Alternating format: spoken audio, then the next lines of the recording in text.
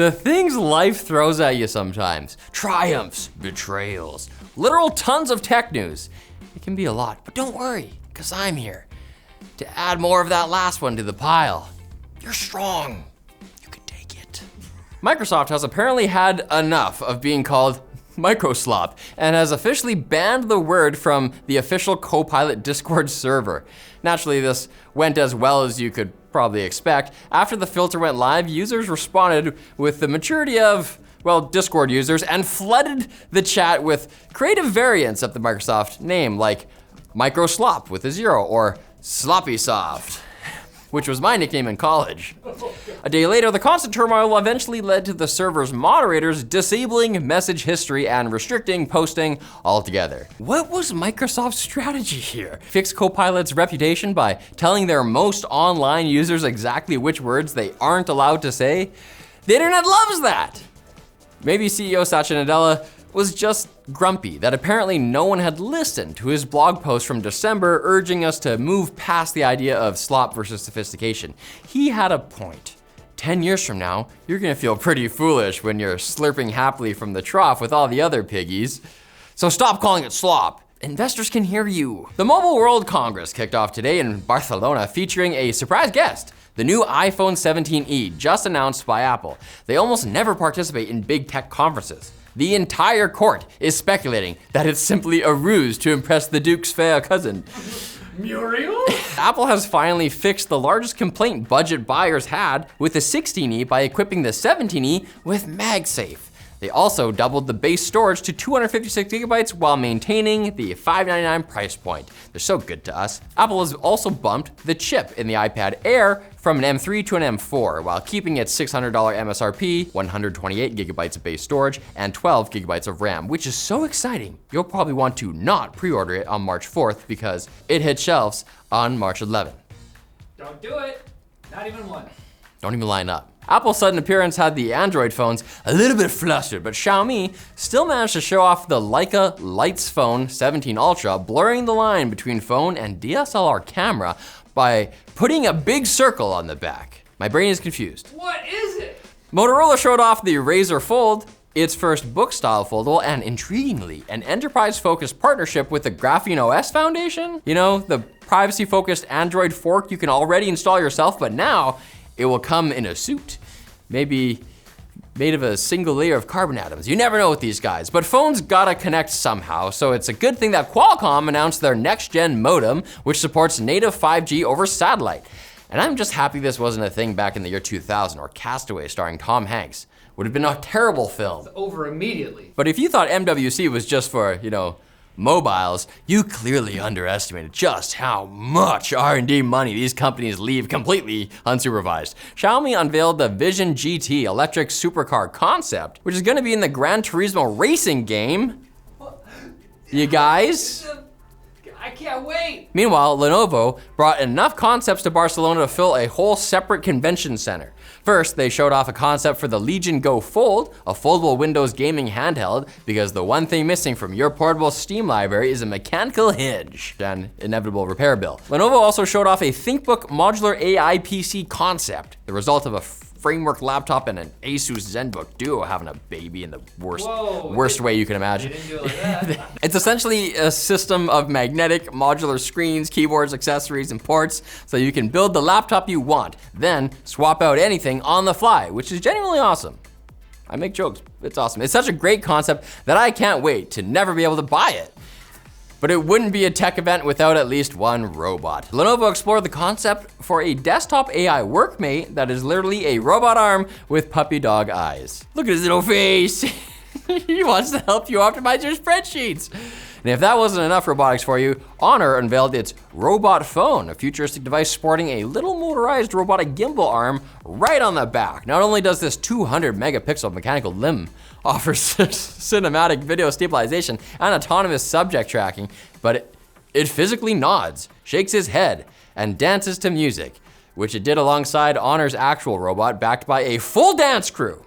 It's hard to be mad at the inevitable robot uprising when it starts with a perfectly choreographed underground Berlin-style dance session. Still, I bet it couldn't go toe-to-toe with our sponsors. War Thunder is the most comprehensive vehicle combat game ever made. Free on PC, consoles, and mobile. Take command of over 2,500 tanks, planes, helicopters, and ships across 10 major nations, from biplanes and armored cars of the 1920s all the way to the fighter jets and main battle tanks of today. The vehicles look and sound like the real thing. They're all like, boom! I got there.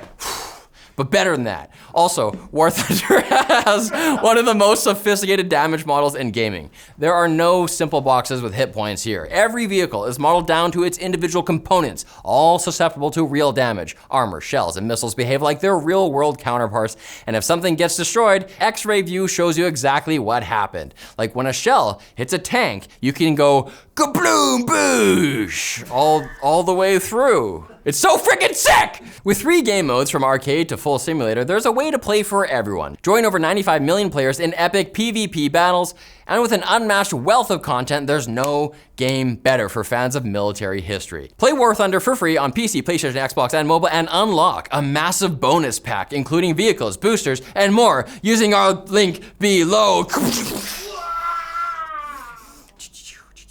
I know that was a lot of tech news to take in just now, but I have wonderful news. There's still 5 more quick bits, and you gotta finish them all. I know you can do it. There's gonna be a treat after. Open wide.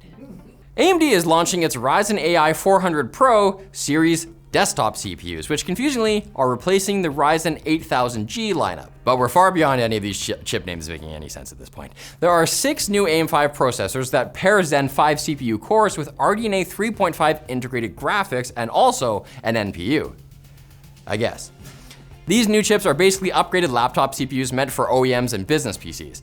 At least with the new NPU, you won't get too hot and sweaty in the sheets with Copilot trying to work out naming conventions.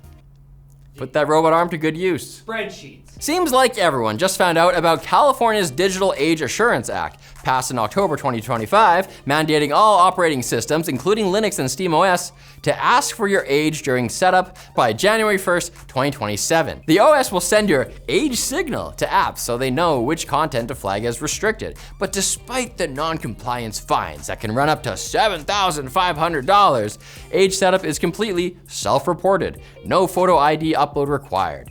It's foolproof. So prepare for a shocking demographic shift of Linux users magically born on January 1st, 1900, which is exactly how old I feel when a youth mentions gesture maxing or mogging. YouTube is testing yet another AI feature for shorts.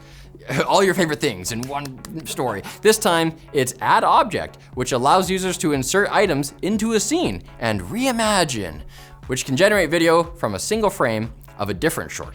Whether it's yours or someone else's, do ours, do it. Don't want your likeness to be used in fever dreams created by strangers? I do. You can opt out, I won't. But that disables all regular remixing on your channel. And if I can't remix other people's shorts, what is there even to post there? Original content. Post something so I can post it. A new machine from Nobel Prize winning chemist Omar Yaghi can pull up to 1,000 liters of drinkable water per day straight out of your butt. Straight out of desert air, even in humidity as low as 20%. Stop laughing, Riley. The shipping container size system uses special materials called metal organic frameworks, basically ultra porous molecular sponges that grab water vapor from the air and release it when heated by sunlight. It can run off-grid using just wind and solar energy, meaning remote communities could literally generate water from thin air. I guess the only question is, can we get an invite to the inaugural pool party? Not you. You've been rude. This pool is dry! And a developer named Victor Larios has recreated a 1994-era Linux desktop environment that runs in your browser, complete with a recreation of the classic CDE interface and Emacs text editor and, in true 90s fashion, Netscape Navigator. The reports say it's about as stable as Linux. I mean, as stable as you'd expect for something pretending to be 3 decades old. The open source project runs as a modern web app, though reports say it's about as stable as you'd expect for something pretending to be 3 decades old. You can also download it from GitHub and run it locally, if you want to. Although, I'm not totally sure why you would. Although, you're a Linux user. So it might make sense. Now we just needed to run Doom. After all, 94 was the year the game was ported to Linux. Fun fact.